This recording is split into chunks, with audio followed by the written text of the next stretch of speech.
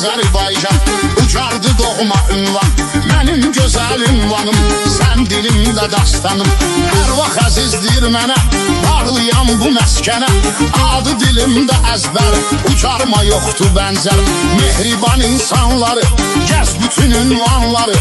Ucarım ayrı gözəldir, gördüm halım düzəldi. Qurbanam bu millətə, başlayıram söhbətə. Salam deyim qəzyana, yazdığım bu meyxana. Həsr olunur bu addan, Oktay oğlu Fuaddan. Oktay əmmin oğludur, öz vətəninə bağlıdır. Bizə də doğma ucardı, dininə bağlı diyardı. Haqqa beyyət ediblər, eşqlə hörmət ediblər. Döyünən ürəkdir çünki, onun üçün vətən eşqi. Bu doğma ünvanda var, igidi yetirmiş ucar. Qazi şəhidi veteranı, qoruyub Azərbaycanı. Onlar